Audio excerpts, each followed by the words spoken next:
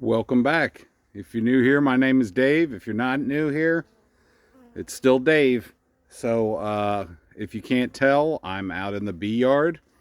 I generally don't wear this jacket just for fun. Sometimes when we go clubbing, oots, oots, oots. Yeah, no, anyway.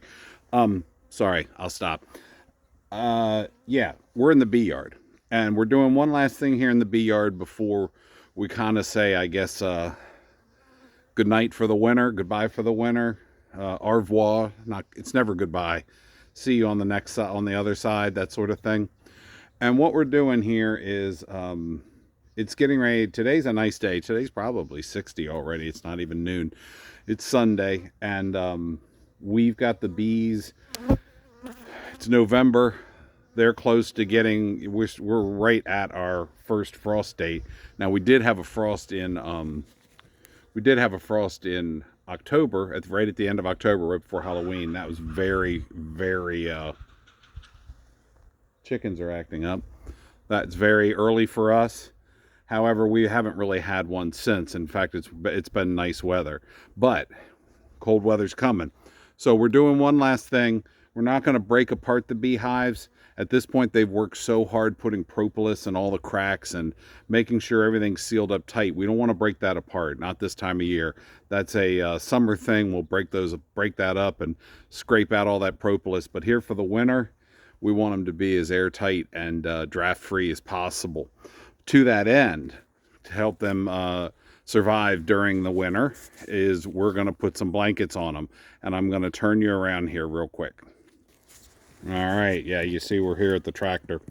All right, so what these are, each of these is a shim that I've made. I made these several years ago. Just fit on the top of the boxes, same size as the frames. And in the past, what I've done is we put wood chips in here, and the wood chips will soak up moisture, and I'll explain that in a second. However, this year I'm not doing wood chips because even with, you can see this fine mesh screen here, even with that fine mesh screen, dust and little tiny bits of wood and stuff kind of rain down through here into the hive and make a mess. So I'm trying something new today, this year, and I guess maybe I should test it only in one hive. I know the wood chips work, but we're going to test it in all. I've read a fair amount, seems to work. This is untreated, uncolored burlap, just plain burlap. You can see I got it right there. What I've done is cut. I was fortunate to get a width that was pretty much the same width as a standard Langstroth beehive, and I've cut it long enough that I can fold it in half here. And this is going to be my wick, and it's going to wick out the moisture. And let's walk over. I've got a beehive here. We're going to walk over here, and I'm going to show you what I mean. Okay, so I went ahead and opened this beehive. As I said again, it's not freezing cold. It's a little bit of a chill. You can see they're gathered. They're not really interested in flying. That's fine. But it's not so cold that we would have issues that they're suffering from the temperatures. So what we do, we've got all these hives. This is kind of a little bit of a difference for me also. All these hives, I used to, every year I've run 2 deep, and this year we have, man, I'm jumping all around. I'm like rabbit hole to rabbit hole. We have not the most severe winters here in the mid-Atlantic, and what we have that affects bees is we'll have periods of intense cold, then we'll have periods of warm 50, 60 degree weather sometimes. And what happens is on those warm days, the bees get more active and they actually eat more food. If they stayed cold in a bundle, like up north where they're just in a bundle shivering all winter long, they actually eat less food. But because there's days like today, here we are, you can see she's getting ready to take off and go forage somewhere. Because they're flying around, they use more energy. So I've added an extra box. Wasn't really going to talk about this. Left a super on, gave them an upper entrance so there's some airflow. But I added you can see I added a honey super for all of them. And those honey supers are about half full most of them. And what they're going to do is later in the season, if we start running low on food in the 2 boxes and the honey super, I can pull out a chunk of these frames and actually put fondant or some sort of food right in the box, and they'll be able to come up from the bottom of the hive, eat that, take it back down the hive, and hopefully it'll take care of them. Having said all that, that's not at all why I was out here. But anyway, hopefully it was something useful and a lesson. But what we're going to do is, all right, so picture the bees. They're in the hive here somewhere.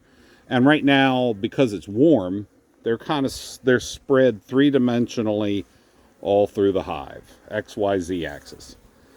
When it gets colder, and it gets really cold, they're going to ball up in the middle here, probably down low, and then as the winter goes on, they'll work their way up.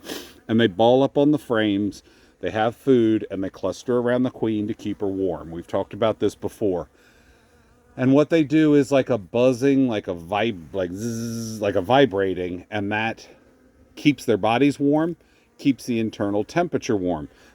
The hive itself, even if it's, I think it's down to like 25 degrees Fahrenheit, they will still maintain inside this box 90-95 degrees temperature in that ball, buzzing and vibrating and keeping the queen warm. And the bees will slowly rotate as they work. Like the bees on the outside of the ball will move in, get warm. The bees on the inside will move out, and they rotate. It's like a living mass. Well, what that does is that ball that's generating that 90-degree heat, of course, it creates a tunnel effect. So now down here we have the bottom entrance. So the bottom entrance, air comes in, comes up through the hive, expels out the top. Now here's a top entrance. There's also another entrance on the inner cover that air can escape from. But as the air passes through that ball of bees, it takes on that 90-degree temperature. It gets quite warm, and that warmth will hold moisture. So I'm going to do this. Let's see. Now, imagine that hot air coming up, hitting this roof, which is 25 degrees cold, and suddenly all that moisture that's in that hot air precipitates out, and it will. It will drop moisture. It can literally cause it to, inside the hive, drip, drip, drip, and rain on the bees. Cold bees are a bad thing. Cold and wet bees are deadly. They will not survive that. All right. So I tell you that because I told you about the other thing, and now I want to show you what we're doing. So what we're going to do is we're going to take this frame right here, and we're going to do it for every single one of the hives. And we've got that piece of burlap in there. And like I said before, I did use wood chips in the past. But this burlap, now when that cold air comes, or that cold air comes up, or that blah, let me try it again. Now, when that hot air comes up, holding all that moisture, the moisture will get trapped in this. Any moisture that hits the roof will actually still condensate, but when it drips back down, it gets caught. We've got a double layer of burlap. To further help the bees, sorry, I had to bang the bees off. To further help the bees, when we put this cover on, this inner cover, now the only place that air is really escaping and hitting the cold roof will be right here, and that will help to even limit the moisture more. So, all that being done, hopefully we will have bees that have a better chance of making it through the winter and coming out strong on the other side and ready to go and produce lots of honey in the spring. So that's what I'm doing.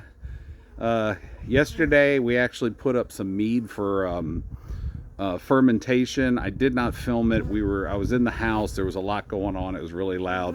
Hopefully you saw my post yesterday about making sauerkraut, lacto-fermented sauerkraut. I did do that also.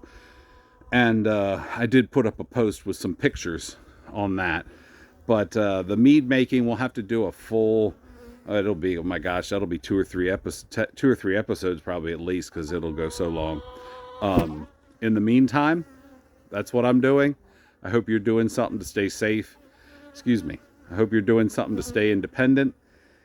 Be a little more independent, a little more productive, and less reliant on the supply chain and the powers that be. So with that, stay safe, stay prepared, and I will see you on the next video. Have a good one.